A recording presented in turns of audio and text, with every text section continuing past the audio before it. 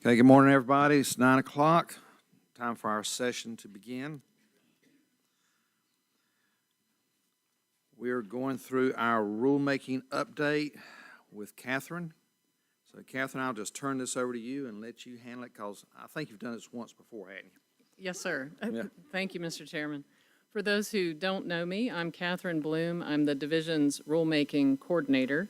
And I'll start with two quick reminders for the Commission about statutory requirements that affect your rulemaking activities and thus affect my report. And the first is North Carolina General Statute 150B-21.3A, the periodic review and expiration of existing rules. And this requires state agencies that implement rules to review their existing rules every 10 years in accordance with a prescribed process, and that process includes rule readoption as if the rules were brand new rules. And the Commission has only one more package of rules to undertake to satisfy these requirements, at least for this first 10-year iteration. The second reminder is about Session Law 2019-198 and General Statute 14-4.1. And these laws require that any rule that creates a new criminal offense or otherwise subjects a person to criminal penalties is automatically subject to legislative review. And these laws affect about 1/3 of the Commission's about 375 rules. So it is a good number of your rules that are impacted by these laws. And the requirements essentially mean that it adds more time to the rulemaking process. So each of these things set the stage for the rest of my report. In the rulemaking update section of your materials is a memo and supporting documents that provide an update to you on the status of rulemaking. And I'll pause here for just a moment if you'd like to get to the materials, that section of your materials. There is a rulemaking update memo that is the first document. That may be the easiest one to follow along. And for those of the commissioners that are here in the meeting room, Paula has provided a printout of a one-page table. That table lists several issues that you'll be taking action on today, and I'll point that out when we get to that part of the report. And for the two commissioners that are participating remotely, that table is also in the materials a little bit further along in the section of that part of the book. So I'll start with a quick update on the 2021-2022 rulemaking cycle. In 2022, you gave final approval of 69 rules that are automatically subject to legislative review during the 2023 long session. And that session began January 11th. And we're a little over halfway through the period of time that is in play for these rules to be reviewed. So unless a bill is specifically filed to disapprove these rules, then the rules will become effective on the 31st legislative day, not the calendar day. And again, we're about halfway through that period of time. And so we'll continue to keep you updated on these rules and keep you informed of the status. Maybe in the March timeframe, we might be at that 31st legislative day. It's not a linear process. The Office of Administrative Hearings monitors those legislative days and keeps us informed when that 31st day may occur. So if the rules do become effective, a news release and a rulebook supplement will be issued. The rules cover various subjects, including shellfish lease requirements, crustacea and shellfish, commercial blue crab harvest, and then permit and license suspensions and revocations. Those are some of the topics in that group of 69 rules. All right, next is the 2022-2023 rulemaking cycle.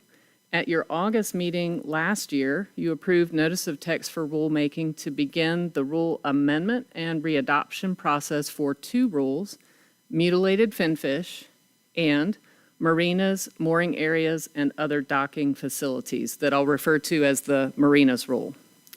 A table showing the steps in the process is in your materials, and those proposed rules were published in the October 3rd issue of the North Carolina Register that began the public comment process. An excerpt from the Register with those proposed rules is in your materials. The commission accepted public comments on those rules from October 3rd through 5 p.m. on December 16th. There were 4 written public comments submitted about the rules. Those are summarized or included in a table that are in your materials. And there were 3 other written public comments that were submitted about unrelated topics. We did our best to follow up with those folks because they were participating in a comment period that wasn't for the subjects that they wrote about. A public hearing was held at the division's Central District Office in Morehead City on December 16th at 1 o'clock.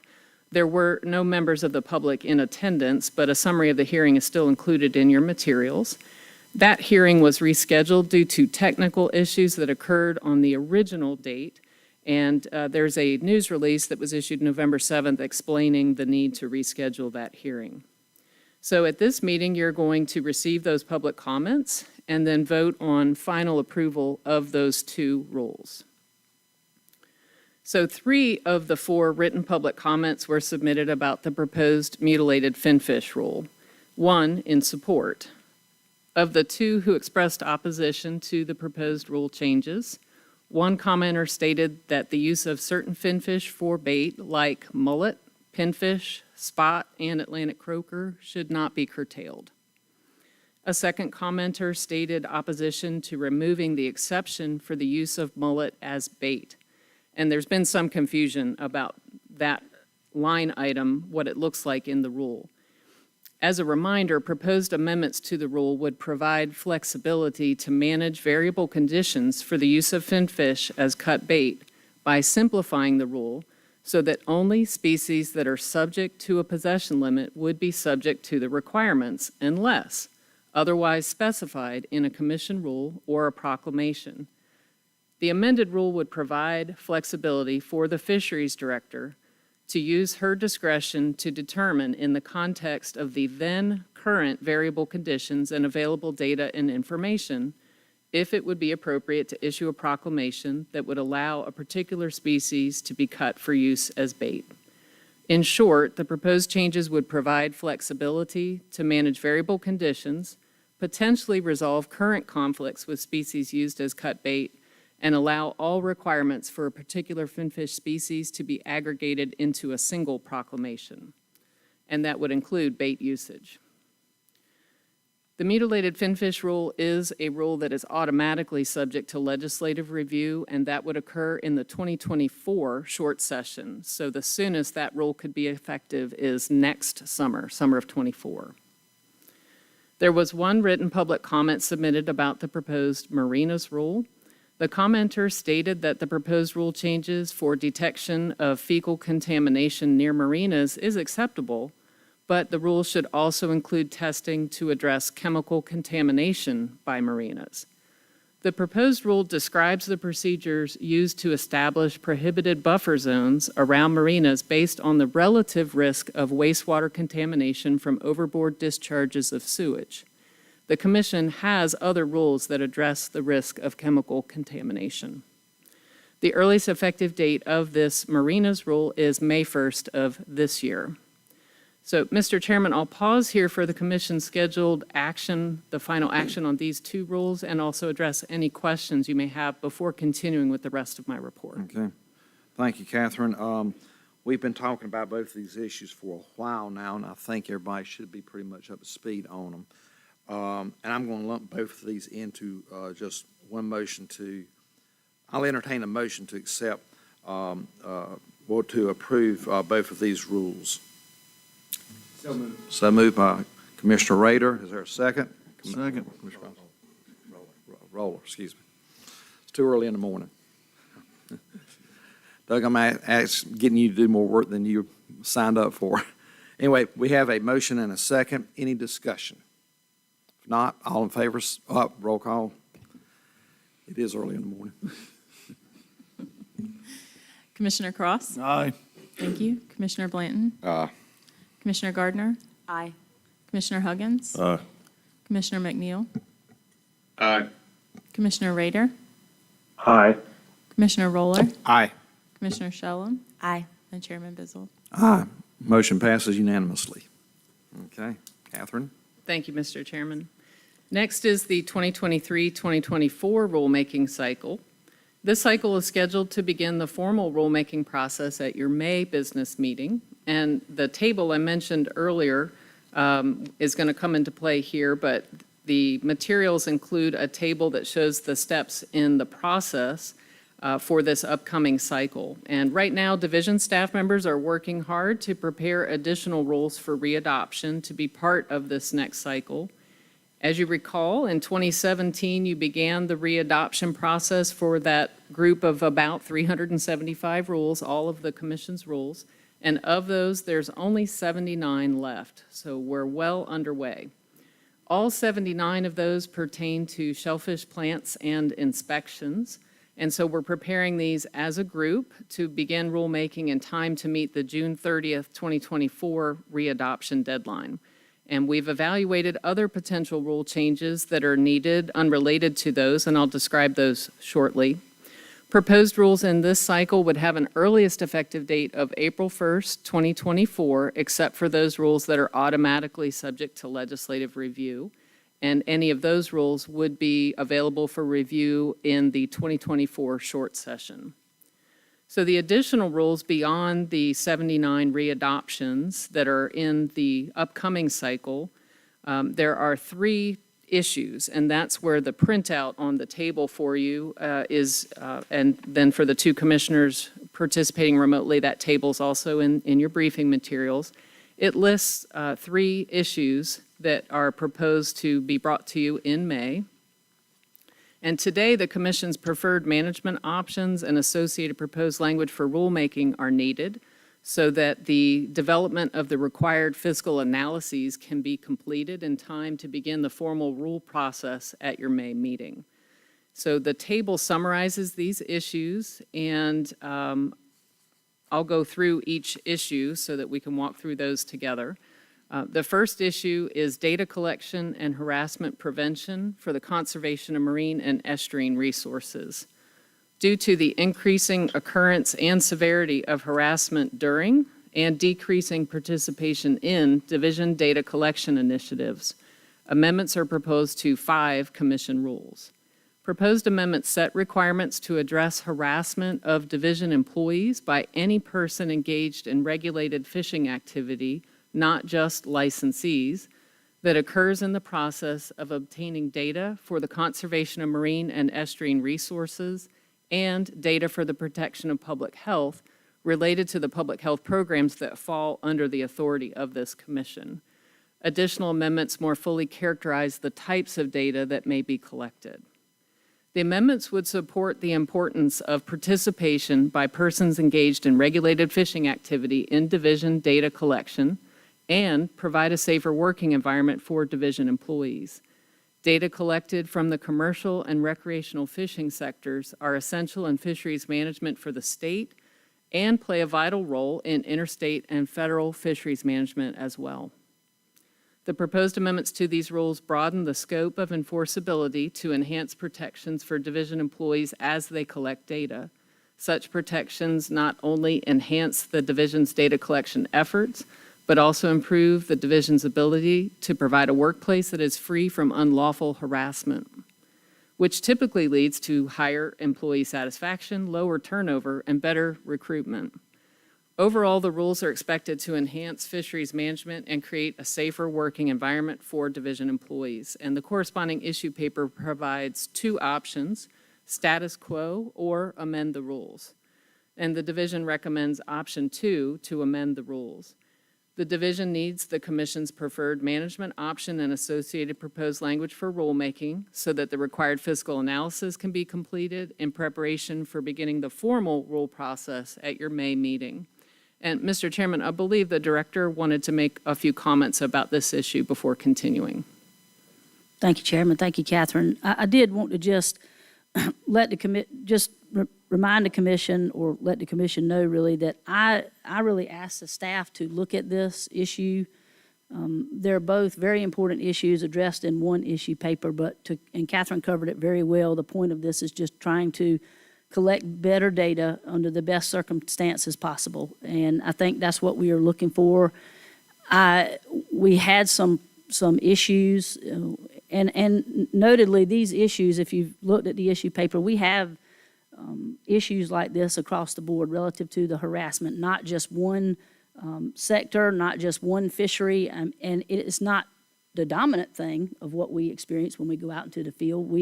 Most of our interactions are perfectly fine, and people are very helpful, but sometimes it doesn't work that way, and we would like to address those. One of the things that we have done is take this opportunity when we experience those things, take this opportunity to get together as a staff and say, you know what, maybe we can do some more outreach and work with our stakeholders to try and impress upon the people that we are interacting with on the daily to collect data, how important it is for them to participate in this process, and that we need this data, they need for us to have this data, and that this is a public trust resource that we are responsible for collecting data and development management options on, and it is imperative that we get their cooperation. And really what I would like to see in the end is that people are eager to cooperate with the division staff, and they are eager to share their information and their data. And once we reach that point, then I will be satisfied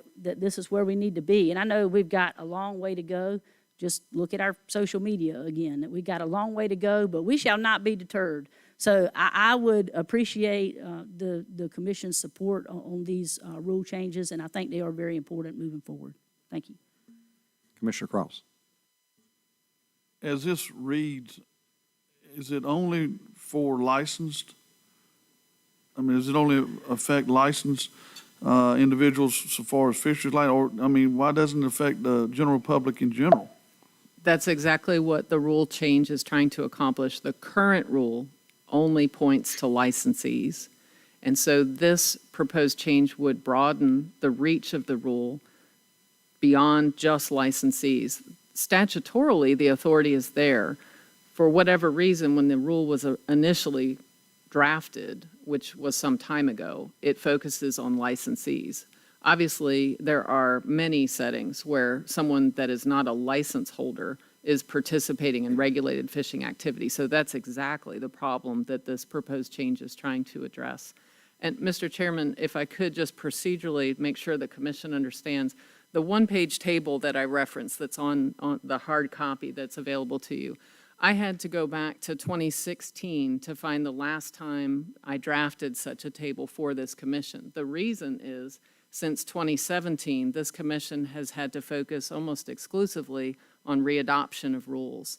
And so this is a return to the regular rulemaking process, at least that is the way I see it, where we front load issues for you. We bring you issue papers and say, this is what's been being developed, this is what's in the queue, here it is. We would like your endorsement of which option is your preferred option so that we can complete the fiscal analysis process, which takes some time, working with Office of State Budget and Management, so that when we come back to you each May to begin that year's annual cycle, we're all on board. You've already heard about these issues. We're not surprising you with anything. So that's what this is about, is selecting your preferred options, this and the following two items, so that we can get to work, finish the fiscal analysis, and be ready to begin the formal process at your May meeting. Thank you, Mr. Chairman. Why don't you go through all these issues and maybe we can vote on them as just a package? Excuse me, Commissioner Rowland. I have a question and a comment, if you don't mind. So regarding the harassment prevention, what does this do, right? Like, what does this allow? If in case of harassment, what does this do? Oh, I'm sorry. I thought you were directing it to the director. It's directed to the room, so. Yep. So the proposed rule change would subject someone to the same penalties that are in place now. If a licensee fails to participate in the data collection, then under that rule, that's an unlawful activity, and Marine Patrol would get involved with a citation. So the rule change would expand that to apply to anyone participating in regulated activity. So for example, someone who is involved in a for-hire operation but doesn't hold a fishing license, someone who's fishing on an ocean fishing pier where the pier owner is the license holder, then those pier anglers would be included, those kinds of settings. And there, one other layer that is being added to the rule is the overt language about harassment is actually added to the permanent rule. Right now, that language only appears in permit conditions for certain permits like the estuarine gillnet permit. So this would also apply that standard across anyone involved in regulated fishing activity. Thank you so much, Catherine. I am in 100+ % support for this. It's about time. And for those who know me, and I don't need to go on the record, this is near and dear to my heart. And I personally have witnessed some abhorrent behavior towards port agents, particularly from aspects of the charter industry, people who should know better. So it's about time that we do this, and thank you for proceeding with it. And obviously, I'm in full support of it. All right. Anything else on this? Let's vote on this as a package, so just continue on if you would. Yes, sir. Each of these three is focused on what the division recommendation is. And so if the commission is in support of those, certainly they could be aggregated into a single action. If we need to diverge from that, I can peel those out for you. All right. The issues get simpler as I go on, so that was the most complex. The second issue is oyster sanctuary rule changes. Proposed amendments add the boundaries of the 2 newest oyster sanctuaries and correct boundaries for 3 other oyster sanctuaries where the published coordinates were recently found to be inconsistent with permitted and marked boundaries. These changes to rule would provide permanent protection for oysters from bottom disturbing gear so that these sites can serve their intended management function as oyster broodstock sanctuaries, as well as safeguard boaters that are navigating the sanctuaries. And these changes are currently in place via the Fishery Director's proclamation authority, but the proposed changes would codify those in permanent rule. Additionally, coordinates for 3 sanctuaries are proposed to be reorganized to standardize the cardinal directions for consistency. There's no changes to the overall sanctuaries nor the coordinate pairs, but when you look at the rule, it looks like a lot of changes are occurring. We're just shifting the chairs around so that each one follows the same square box. The corresponding issue paper provides 2 options, status quo or amend the rules, and the division recommends option 2 to amend the rules. And once again, we would need the commission's preferred management option and associated proposed language for rulemaking. And I can stop there if there's any questions on the oyster sanctuary issue. Anybody? Good. Move on. Okay. So the third and final issue is conforming rule changes for the shellfish relay program and shellfish leases and franchises. And if you recall yesterday, Zach Harrison provided some information about the phase out of the relay program. That's where this links in. So in 2021, as Zach told you about, the division began the process of discontinuing that shellfish relay program due primarily to insufficient resources to run the program and lack of widespread use. The shellfish relay program will end effective May 1st of 2024, so next year. You received information yesterday, and so we'll continue to come back to you. As Zach said, we'll come back next February with an annual update on the previous year's relay season. We identified 11 rules that relate to the shellfish relay program that set specific requirements for the relaying of shellfish from certain polluted areas. And so changes are proposed to either amend portions of those rules or repeal the rules to remove those requirements. And that's consistent with rulemaking requirements under the Administrative Procedure Act. Additional changes for shellfish lease and franchise requirements are proposed to a single rule, 15A NCAC 030-0201, and that will conform to requirements of Session Law 2019-37, which was an act to provide further support to the shellfish aquaculture industry in North Carolina. So Section 3 of that act increased production and planting requirements for shellfish leases and franchises.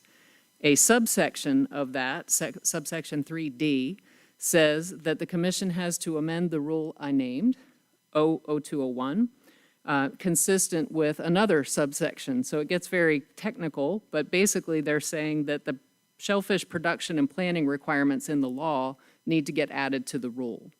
And so this applies to leases that have been granted July 1st, 2019 and after, and changes then are proposed to this rule to conform the rule to the requirements of that law. And of course, the division recommends supporting the single management option presented. In this case, there's only one option that meets the requirements, and that is to amend the rules. And again, that's consistent with the Administrative Procedure Act.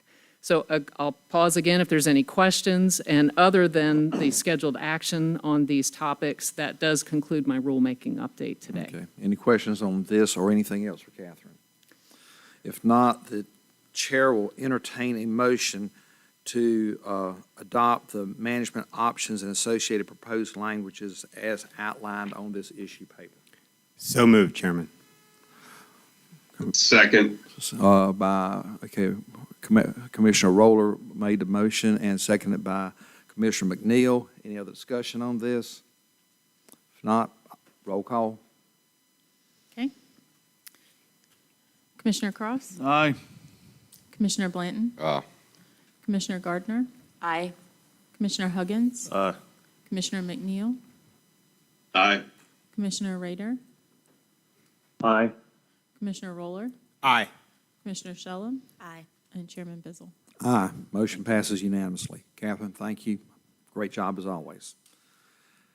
Okay, moving on to our issues from commissioners.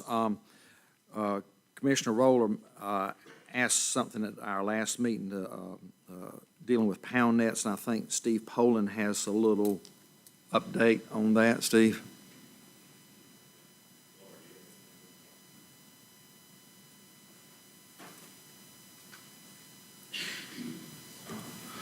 All right, thank you, Chairman Bizzle. I brought Casey Knight up here with me. She's our district manager for coastal programs, and her staff are responsible for processing all the permit or pound net permit applications. So if we have any questions that kind of get into that wheelhouse, I wanted her up here with me. So Laura's passing out a table and a couple figures.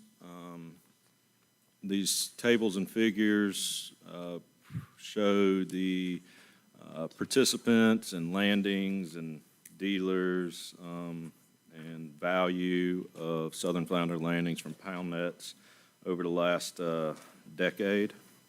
So, yeah, the last meeting, Commissioner Roller requested information on pound nets, flounder landings, pound net sets, what have you. So I wanted to provide this information. I've got a few talking points just want to run through with everybody. So the number of participants and trips that landed flounder from pound nets has been declining since at least 94. Comparing 94 to 2022, the number of trips has declined by about 94%, and the number of participants by about 85%. Looking at the last 10 years, the number of participants in the pound net fisheries decreased by about half. It was 84 in 2012 and 40 in 2022. So pound net management areas, they are seeing low participant numbers. The central area has been most affected from the start of the trip ticket program in 94 through present. There's been at least an 80% decline in participants in each pound net management area. So there's always been a seasonal component to pound net landings, with most flounder landings coming in that September to October timeframe. That makes sense. That's when the flounder are leaving and going offshore. Even before implementing seasonal management in 2019, on average, the flounder landings from pound nets prior to September were only about 1% of the total flounder landings from pound nets. Most participation occurred during the fall, that September to October timeframe, and this fishery has always been dependent on that seasonal movement.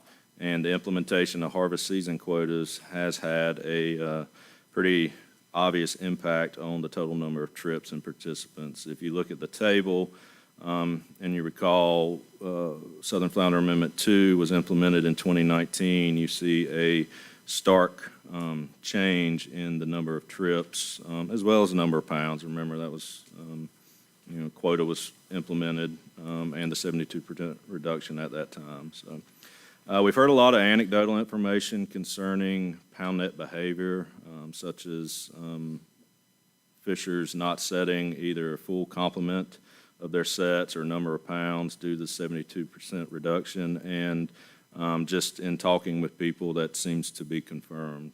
A lot of the behaviors that we've seen and that has been given as rationale for that reduction.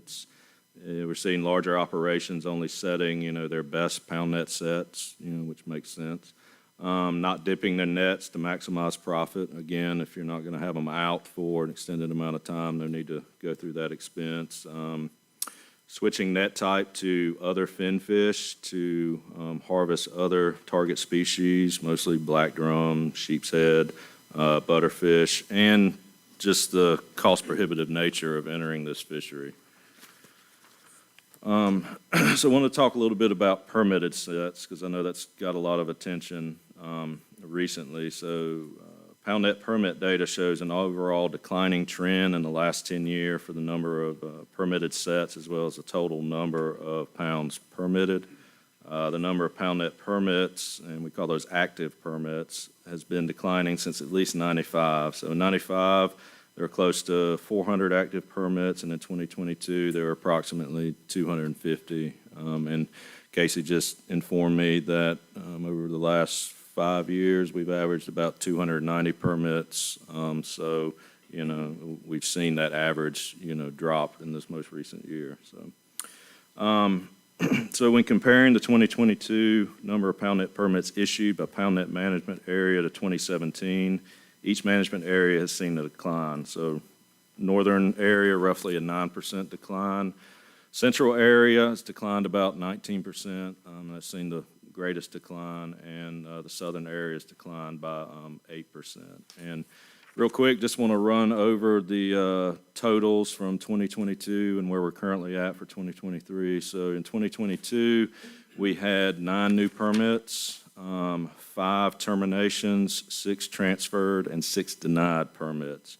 And so far in 2023, we have had 9 terminated pound net sets with 2 applications that are processing right now. So over 2022 and at this point in 2023, we're pretty much at a net zero for permits, factoring in those terminations.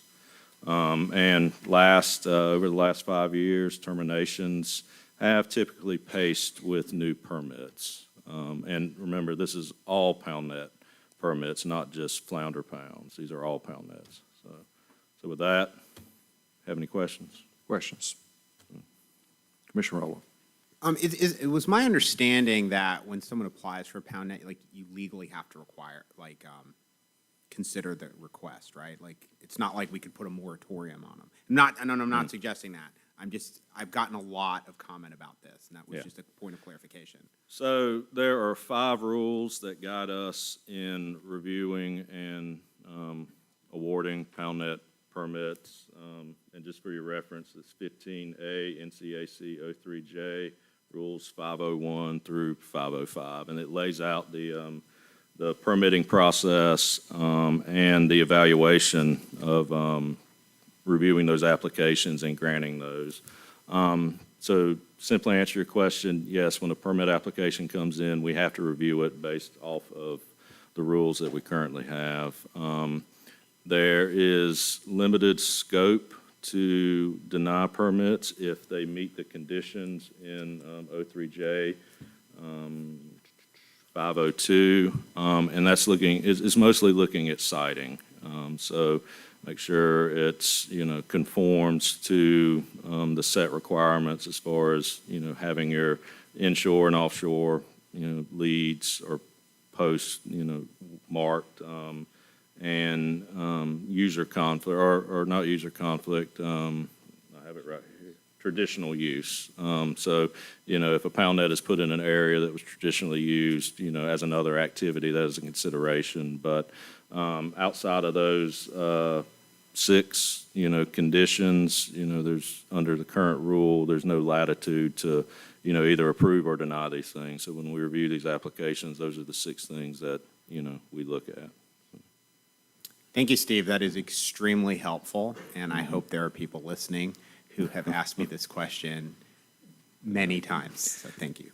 And if I may, I'll just add, this set of rules, we have not attempted to address these under the rule review process yet, but we are starting that this year because there are some, just general updates that we want to do to the rule language in this, as well as address some outdated issues with how these permits are processed, in the office. So I mentioned this because the commission will see eventually, new rules for pound nets, and there'll be ample opportunity to comment on, those rules throughout that process. Any other questions or comments? I've got, excuse me, two real quick. You said there's approximately 250 active permits. I assume those are permits that are being used at this time, is that right? Or just been re-upped for the year? Yeah, those are active permit sets. There is an operation requirement with permits that they have to be, or pound nets that they have to be set with at least 30 days unless it is under a season like flounder. So all flounder nets right now, they are exempted from that operational requirement since the flounder season is, less than 30 days. Okay. And I'm sure there's a fee associated with these permits. If so, how much is it? It's a free permit. That's a free permit. Yeah. Okay, Like great. most of our permits, it's Okay. a free permit. All right, good enough. Anything else? Thank you very much. All right, thank you. Okay. Any other issues from our commissioners that we want to bring up at this time? Commissioner Cross. Thank you, Mr. Chairman.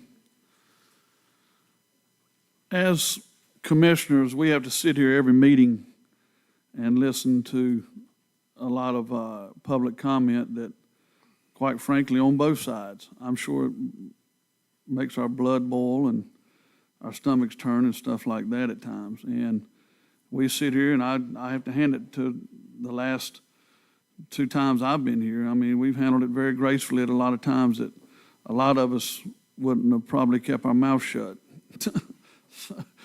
But there comes a point in time when we sit here over and over and over and we hear things that are just blatantly not true, that, you can only sit and be quiet about it so long without making a comment about it. And one of those is this ITP continued argument from the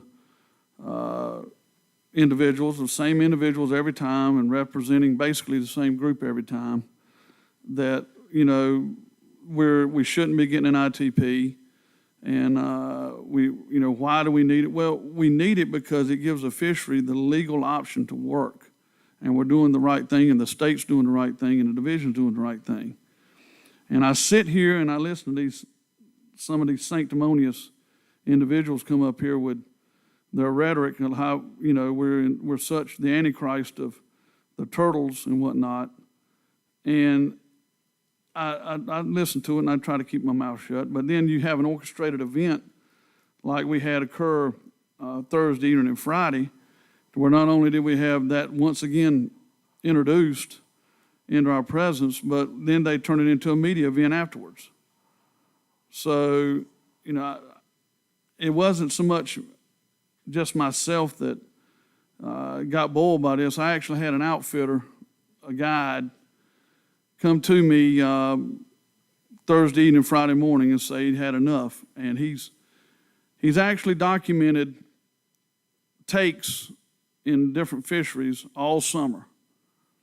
He sits there and he explained to me that, he sells bait to fishermen, and it galls him that the one side pushes it so hard because they've got just numerous takes, the way he explains it, and says he can document it. He said, like the guys come in the other day, or I had one guy come in and say, well, did you catch any drum last night? No, but we caught 5 turtles. And, that's when it starts to boil everybody's blood, because it's getting thrown in the commercial side's face, and yet we sit here and we know what's going on the recreational side, and yet we stomach it. So, I mean, the time for stomaching, I guess, is over in my mind. I mean, I'm fed up with it. I think they're trying to weaponize a legal mechanism that allows people to fish. I think they're absolutely hypocritical in the way they're approaching it. And those that are coming up here and putting it in front of us like we're the bad guys all the time on the commercial side, that's just sanctimonious as it gets. So I have a few requests that just something I'd like to ask Division. I'd like to ask the Division to come back to us when they can, because I know y'all are swamped, with any incidental take data on the recreational hook and line fishery that you have. I'd like an opinion on the legality of interacting with these endangered sea turtles without an ITP on the recreational side. I'd like to know how many turtles you think are caught annually by recreational anglers and in what species. What recreational gears are known to incidentally take sea turtles? What has the recreational industry done itself to reduce the incidental takes of sea turtles in recreational hook and line fishery? Now, I can tell you this, just through a tool that the Wildlife Resource Commission has, which I'm sorry to have to use that, but from 2012 to 2021, they have over 400 documented illegal incidental takes in that system.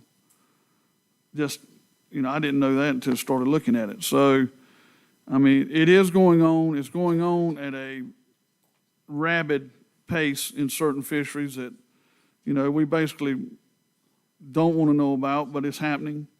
But I'm basically just, I can't sit here any longer and not bring this further to light when we're constantly being, having it weaponized against us in the large mesh gill net industry. So I would appreciate those to be looked at and just get back to me when you can with it. Yeah, Commissioner Cross, we will look at the things on that list that we can. I can't promise it'll be at the next meeting, but we'll get that information together for you. Anybody else? Commissioner Roller. I just want to bring up a couple of points since that was brought up and just point out that there are other commercial fisheries which we know interact with sea turtles that don't have an ITP, right? And I'm not an endangered species lawyer. But this has been litigated out in court many a times. The North Carolina Fisheries Association sued over the fact that recreational fishermen do have interactions with sea turtles, and their case was dismissed, as that same case had been dismissed under other iterations in court. So for those of you who remember that did happen within the last decade.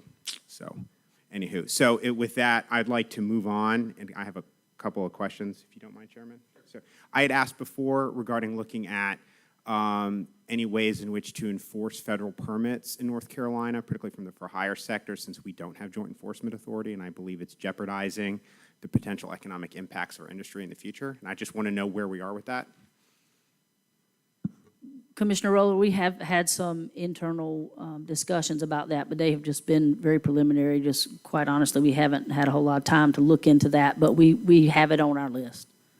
Thank you, and I'm just trying to keep the conversation going there. Yep, thank you for that. And that's all I got. Thank you, Chair. Anybody else with any issues you want to be brought up? Well, I do.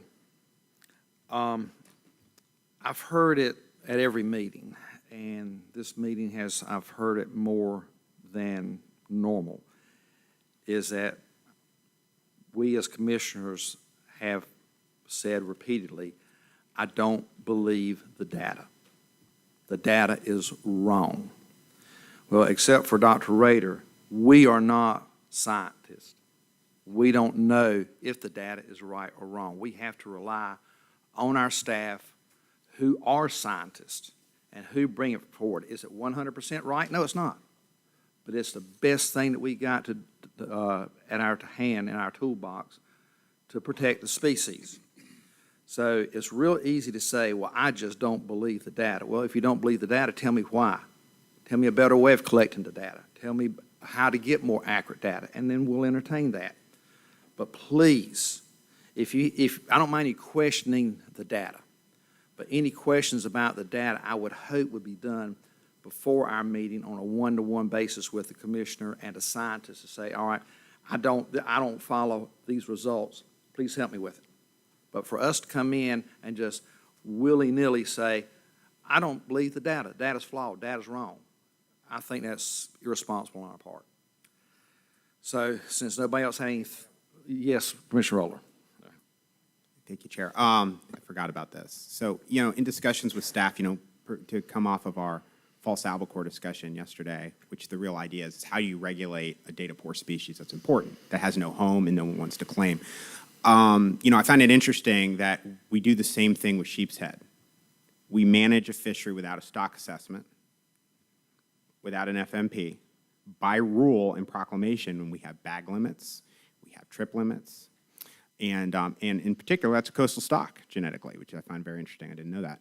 So I wonder if there is a way in which we could have some sort of template to look at managing unregulated or data poor species that have an importance, and if that may serve as some sort of idea. So I don't know if that's not really a request, it's just more of a, could we look at that or try to find some way in which we could do something and move quickly and more nimbly in this process if we have a concern? We can certainly, Chair. oh, sorry. Hold on, Go ahead. let Director respond, then we'll go to you, Dr. Rader. We can certainly discuss that internally, and Commissioner Rowland and I talked about this a little bit this morning, but Sheep's Head was a little bit of a different situation where we did have concerns about the stock, and I think we are still currently working on a stock assessment. Somebody shake their, yep. And so, hopefully we have enough data to inform that as we move forward. That's been in the works for quite a while now, so it is a little bit different, but I completely understand your concerns specifically about false albacore and then about unmanaged species. So we can have some discussions. We can continue our discussions about that. Okay. Dr. Rader. Thanks, Mr. Chairman. I was going to make the point in response to Commissioner Roller that, as I expect he knows, there has been a systematic, this is a problem all over the world, all over the country, and one that science has tried to raise to the occasion.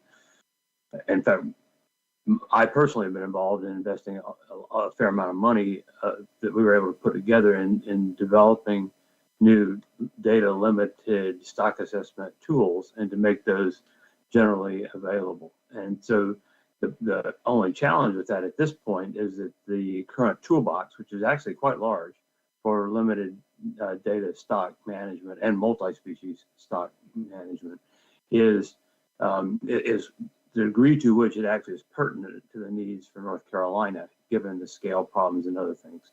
So I think there is a systematic answer about how the existing approaches are and are not limited by the availability of data that could identify some new directions or that could help solve some of these problems about perceptions about data adequacy.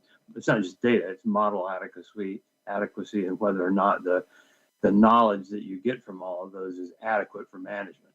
In the past, we simply relied on our science apparatus to make those conclusions. And so if we're going to explore new territory there, say, well, what can we do when there's uncertainty? Well, there is always uncertainty about everything. Then we need a more systematic response than simply saying the data are flawed. And so I'd suggest, Mr. Director, that there is a systematic science answer to this that perhaps we could together explore with the commission and begin answering some of these questions. Okay, thank you. All right, Commissioner Blanton. Yeah, thank you, Mr. Chairman. I'd like to offer a couple comments towards the data collection piece and how that goes about, and maybe offer some small opinion from myself.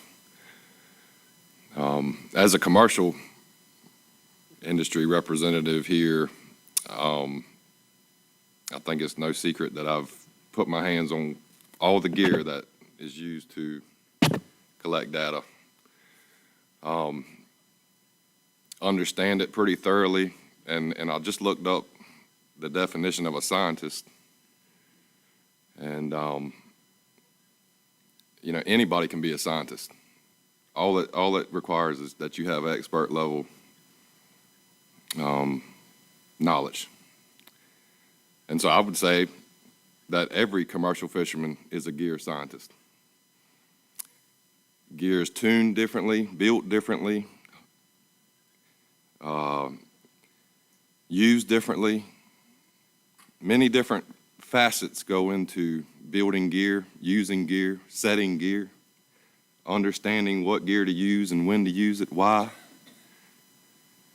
And I think it's no secret that there's a lot of separation between the data collection and the people interpreting the data. Meaning we don't, or most commissioners don't have an understanding of how that data is collected. I've personally had commissioners come to me and ask me how the data is collected and what goes on, and I can't truly answer that question because I've never witnessed how the division builds their gear, sets their gear, uses their gear, for how long, or any of that. And so to address confidence, the more you know about how they collect their data would build that confidence. And I think maybe a suggestion would be for the division to sort of share that with the commission of how they do their business and who it is that's doing this. You know, because a net being drugged behind a boat for 3 minutes has hardly even hit the bottom. You know, the tide is running one way or another. Which way are they pulling the net? Are they pulling it into the tide, with the tide, across the tide? Is their gear tuned just right? Is their trawl door swimming right? Is it pulling right? Is the net open? I can go on and on and on about the doubt of how that gear is being used to sample at that particular time. So I think there's an argument. And to build confidence within industry, however, it would be more satisfying to know that who is using that gear to collect that data is an expert level and knows the intricacies in and out of how that gear operates. And so my suggestions would be that the division take a look at their data collection program and how it's persecuted. Because I have ideas on how to make it better. I truly feel like that the data collection piece could be contracted out and experts could be hired. And all you do is point them in a direction and tell them what to do. But they're going to make sure that gear is right. They're going to make sure they understand what's happening, what the tide is, what the wind is, what everything's going on, to make sure that gear is swimming and interacting as perfectly as possible with the conditions at hand. Now, more doubt comes into my mind when the biologist has to go out, set the gear, retrieve the gear, collect the data on the boat, get it back, process the data. Where did they find the time? Because when I go out and use my gear, I can hardly get the gear back, put back properly, get the fish to the market, crabs to the market, whatever, and get anything else done. So there's questions in my mind, and as should be of anybody else, on how and at what efficiency these gears are interacting with the species they're looking to sample. And so these things should absolutely be cleared up, should absolutely be considered, and should absolutely be explained to the people that are interpreting the data that's given to us, to make sure that we have confidence in that. And so when people ask me about the data collection and this and that, and what's my opinion, this is what I say to them. This is the doubts. Now, I'm not saying that any of these people that are collecting the data are not qualified to do that, but I don't know any of them. But I know I can take my crab pot and give it give one to Commissioner Gardner, give one to Commissioner Shellum, give one to Commissioner Roller, give one to our legal counsel Phillips, one to the chairman, one to Doug Cross, and one to Donald Huggins. And we can all take that same crab pot, tune it differently,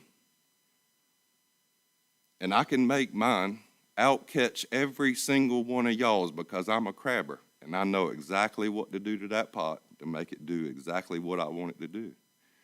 But you may not have any idea how to make that crab pot catch crab. And that's how simple it is. That's exactly how simple it is knowledge. Because I can promise you, I have set crab pots right down beside somebody else and been dumping 10 pounds to the pot. And look over here at the other fella, and he ain't got but 1 or 2 crabs in his rig. I'm just telling you, that's the difference in gear. And so if you think that the methodology used in the gear efficiency is that division doing is perfect, I would challenge that. Any day, at any time, just give me a gear, and I'll pick a person that's an expert at that gear. And they will outcatch anybody else.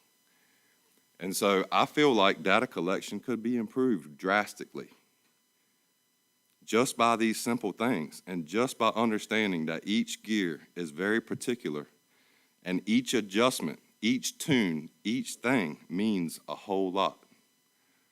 And so this is my take and this is my opinion, because you're taking a commercial gear and you're using that gear to interact with species that are very sensitive to how that gear operates. Commercial fishermen, the best of them, wouldn't be successful if they didn't understand that gear. And I think the division, while understands the gear, may not understand it perfectly because they have so many more tasks that are involved with that data collection that some of that gets swept under the rug. And so this is not a dig at the division. This is just a very general comment about gears, interactions, and how that gear interacts with each species. And so to have confidence in data, I think you have to have confidence in what it is that's collecting that data. And I'm just not there. Personally, I'm not there 100%. Do I feel like they're collecting data? Sure. But I don't understand their processes. I've never been explained. Nobody's ever sat down and said, look, here's how we mitigate X, Y, and Z. Here's when we get into this situation, this is how we do things. And I'm not sure at any point that the gear has been used correctly or that things have been vetted and understood, and the training processes are efficient enough to teach newly recruited people out of colleges and whatever to use these gears within a very short amount of time. And so this is where the doubt comes from the industry. These are the things that we talk about. I've talked at length with lots and lots of fishermen, and the point always comes back to the data collection portion of it. And, like I said, I'm not arguing. I'm just pointing some of the things out that creates this doubt. And I'm not sure if it could ever be cleared up until you take an in-depth look at it and show us what y'all do. Explain to us the situations. And it's hard because there's thousands and thousands because every day is different. Thank you, Mr. Chairman. Director, you had a comment. Lord, you probably should have gone to somebody else before you started with me. First, I'd like to say, Commissioner Blanton, that this is unfortunate. Your comments are unfortunate to me in the fact that we have sat in these seats time and time again. Every time we present a stock assessment, every time we present data, we talk about the surveys that we use to collect that data. We talk about the methods, we talk about the means, we talk about all of those things. We talk about the importance of data collection and standard methods. We talk about the difference between fishing and collecting biological data. It's not the same thing. And we would be more than happy to do that again. We tell you who our species leads are. We encourage you to call them. Go out on the boat with them. Now, to your point about, it's interesting to me that you and commercial fishermen can also be commercial fishermen and can also be scientists, but we can only be scientists. We can't be fishermen. I take exception to that comment, and I also want to just remind the commission that, and I'll say this because in 1990 when we started our GillNet program in Elizabeth City, it was Program 135, we actually spent a lot of time talking with local commercial fishermen about hanging nets. As a matter of fact, for years, Beth White down in Frog Island hung our gill nets for us because, to your point, we are not inherently gill netters. So we certainly recognize and take advantage of the resources that are available to us to learn how to use a certain gear a certain way. And it's not like we just take the gear and go, oh, well, this is a gill net. Let's just go throw it out here and see what we can catch. That's not the way we operate. That's not the way we have explained this over and over and over again. I know it is not easy to understand. It's not easily translatable. The ins and outs of sampling versus fishing are not the same. And we really do try and have tried multiple times to cover that with the commission. And we will come back again. Lee Paramore is probably the best person that we have on staff. He's done this presentation multiple times, talking about the difference between biological sampling and fishing and the importance of sampling structure. We evaluate our programs on the regular. Every year, our biologists and when they're out in the field, they're always looking at our programs to see if, are we capturing the data? Is the gear working properly? They are always looking for these types of things when they're out in the field, and every year we analyze our data annually, and our FMP update document we go to links to look at our data and what we're collecting and making sure that we feel like whatever we're seeing in the field is trending with our data. Sometimes it does, sometimes it doesn't.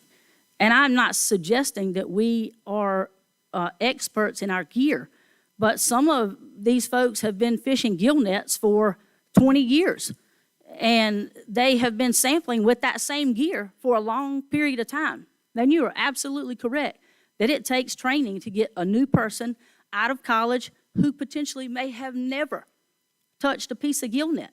That was the case when I started fishing on the gill net program. I've done a lot of fishing. I've done a lot of recreational fishing. I'm a licensed Coast Guard captain, but I had never fished a gill net. I had no idea how to do that. But again, we sat down with people that did know how to fish gill nets, and we applied biological sampling techniques that I do know a little bit about. Well, I used to. Now I don't know much about anything. But biological sampling techniques that we learned in school and we were trained on. And this is the thing where we always separate. And I think that's just pretty natural that, this is not a North Carolina thing. This is just a fisherman scientist thing. And you are absolutely correct that you have a right to question the data. But it is my job, and it is the people's job behind you to make sure that we are collecting the data in the best way that we can with the tools that we have, and that we are in the know as to how to operate this gear. It's just like when we go out pulling our trawl, even though it is a trawl for juvenile sampling, we know how that gear should work. We know what it's supposed to look like as it is going through the water. We know these things. We have done this for a long time. We are gear specialists as well because we have learned that over the years.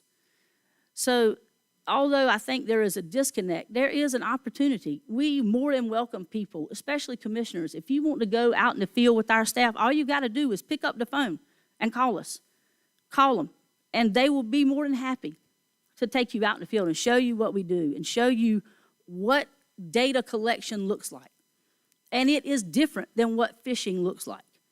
And that is just the difference between fishing and collecting data. It's not the same, although the work with the gear is something that we also have developed expertise in.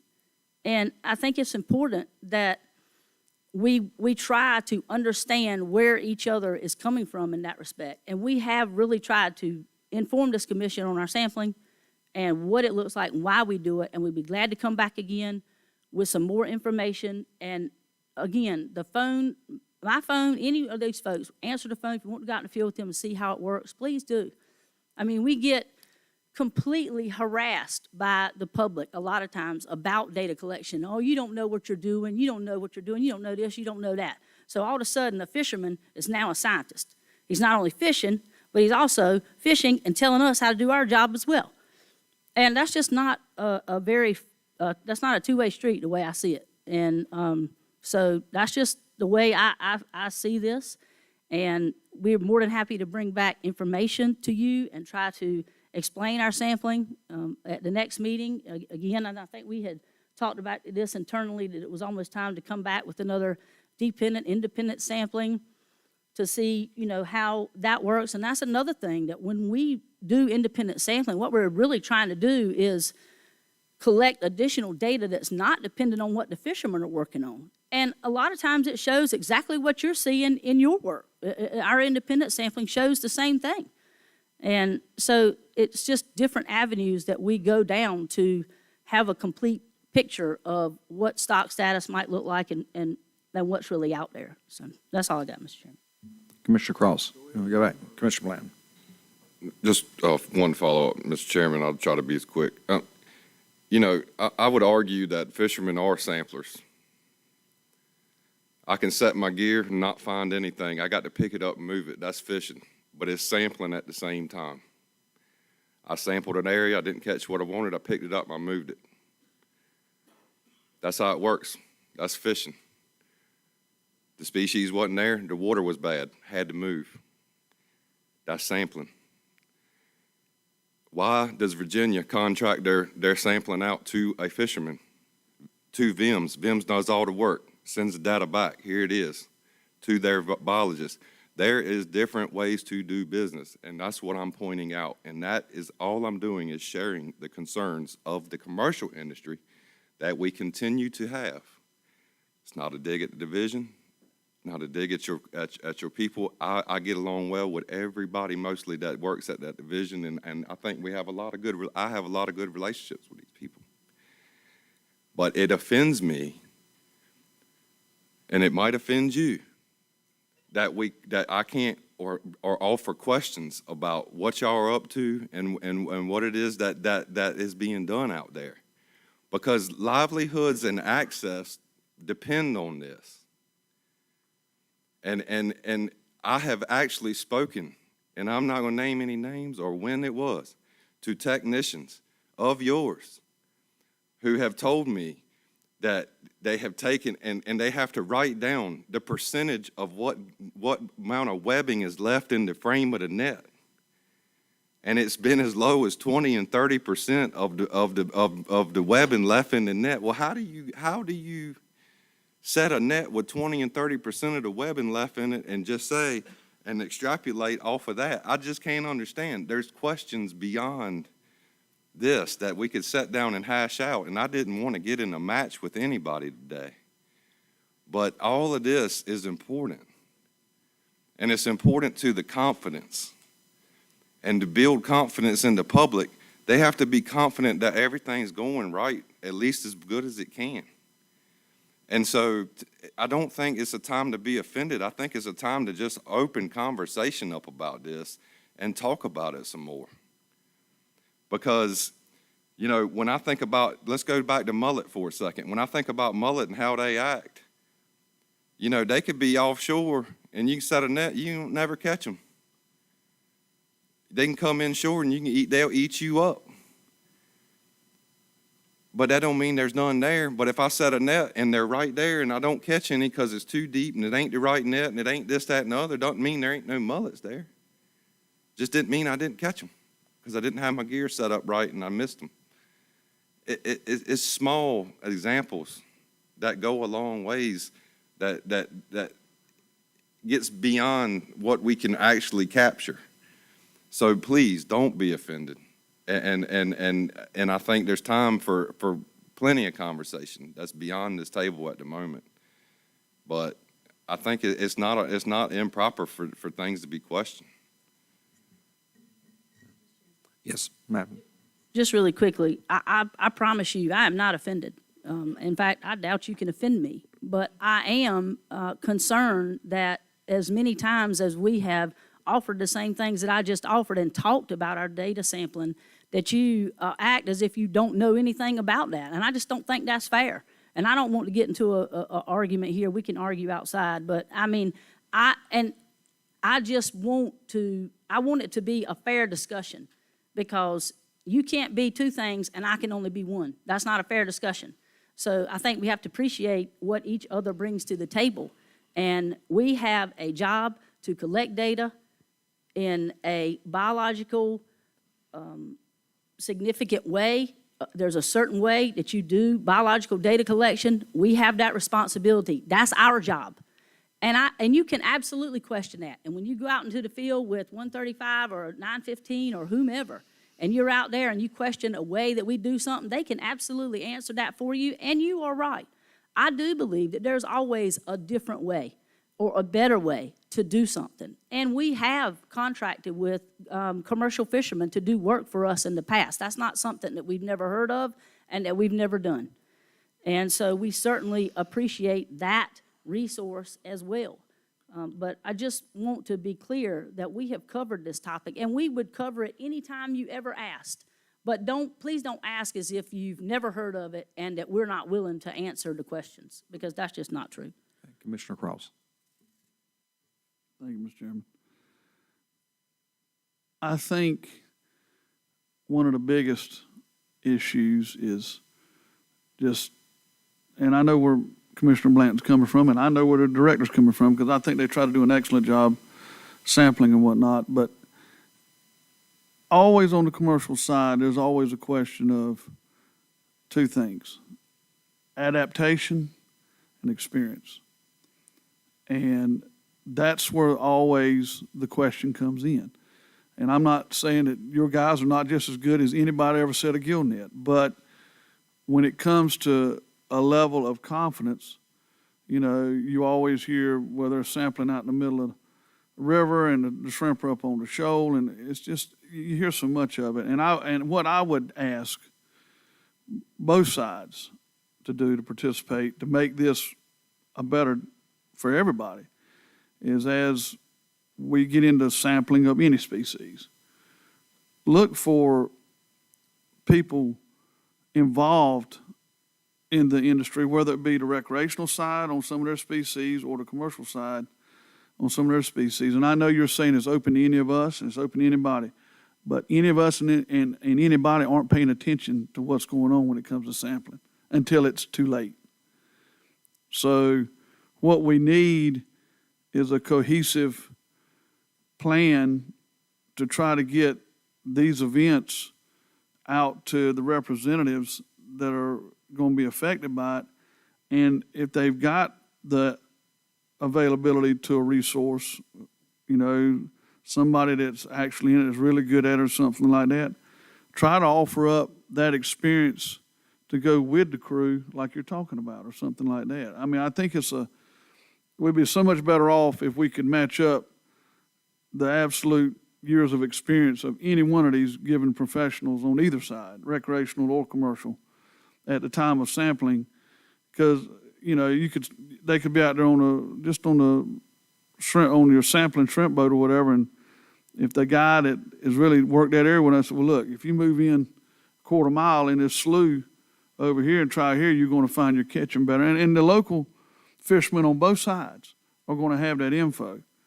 So any process by which we can marry up these resources to where we've got the very best experienced people on industry, whether either side, and division, trying to sample this stuff together so that the confidence level goes up in these numbers, would just be a win-win for everybody. Okay, I'm calling into this Mr. discussion. Chairman, yeah, I haven't had a chance, if it's possible, as the only scientist in the room, as you said, Is it possible if I can put a couple of issues on the table, please? In regards to this, Yes, okay, just absolutely, because please, that's please, my okay, please constitutional be real duty. brief. We've talked about it. I think we know a lot of the points, but go ahead and put your Well, your opinions on it. okay, I disagree, but number one, I think Commissioner Blanton is correct. Actually, the root of that word scientist is to know. So in Latin, and so anyone who knows something important about something is in fact a scientist. And so I actually agree that everyone in the room is a scientist. And the difference is the degree to which that expertise is pertinent to the decision that's being made. And I tried to make this point yesterday, and I'm sorry I wasn't there to do it effectively. But the uncertainties that arise, especially in terms of the last things that are happening now this year, are always a problem with it. But the key points have to do with whether or not that uncertainty changes the bottom line when you put all of those streams of information together, the knowledge that you have. And so the question isn't so much about whether the quote data are coming from one stream of information, but whether the different streams of information, each being collected by different ways, come together in a way that you trust or not. And so I'll just tell you, the fact of the matter is that the best data, meaning the best fishing data that you could collect, Commissioner Blanton, would also be biased. It would reflect your expertise in finding those last fish wherever they are. So there's a bias in what's called fishery dependent data. And there also are biases in fishery independent data. Biases meaning statistical biases, that neither one adequately reflects what's happening in nature. That's why people who are tasked with assessing these stocks put them together on purpose. And for that matter, if you actually, the benefit of fishery independent data is you can go out and use the same pattern of collection, the same gears through time. So you're not trying to get an answer in absolute terms about abundance, but in relative terms versus the way those gears have fished in the past in the same kind of pattern. So if you disrupt that and you quit doing that, you no longer have a baseline against which you can measure. So the point is, from our striped mullet discussion yesterday, if you go and look at the results of the stock assessment in terms of relative biomass overall, putting all of those streams of data together, and relative fishing rate, or F, the relative F in those two charts, those actually are very powerful charts. And I believe that we together didn't adequately appreciate that, and then arguing about different elements of the way those pieces came together. So what I tried to say was, it wasn't clear to me that acknowledging that uncertainty would change the bottom line at all in terms of the way that those pieces are put together in the stock assessment. So, Director, I believe that there is an opportunity for us to learn more together about the way those knowledge systems work, the data, but not just the data, the models and the way those interact to put those streams of information together, fishery dependent, fishery independent data, so that we can have confidence in where we're going. Because if we don't have that confidence, my feeling is we might as well all resign. If we're not gonna trust that architecture, that infrastructure of knowledge being developed and brought to us, and simply using our own biases about what might be out there, then we're not going to be able to do anything together. So I was greatly disheartened by yesterday. I guess you have detected that, and I think we have got to find a way to agree what we know and don't know about the fish we're trying to manage in a way that allows us to go forward. Thank you, Mr. Rader. Director. And I would just like to add a comment about specifically to the modeling and the stock assessment process. Now we have a peer review stock assessment process that is open to the public, and no one ever attends those. We had, I think, Commissioner Roller, and we had some, I can't even remember what was the first one? Striped bass, and I think there were a few people the first day, and we haven't seen, every once in a while, we'll see a grad student or someone like that attending, but we very rarely see anyone at these meetings, and they were intended for this very thing, to try and help people at least see how the sausage is made on the stock assessment end of that. And it was a request from a commissioner back in the day, and it was because they didn't trust the data and they didn't trust the stock assessment. And I think I was section chief at the time, and I was, it was a lot to do, a lot to put together because we had previously been doing desk reviews.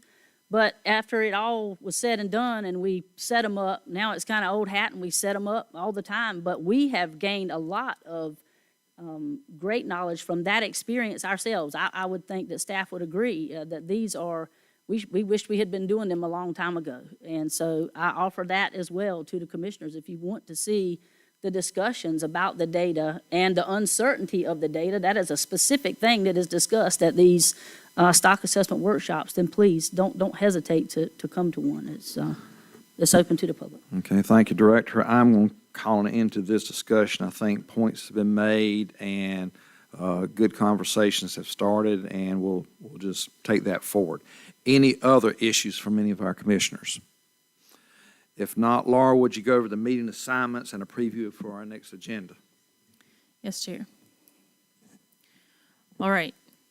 So just a quick review. You approved a motion supporting the resolution from the Stakeholder Engagement for Collaborative Coastal Habitat Initiative.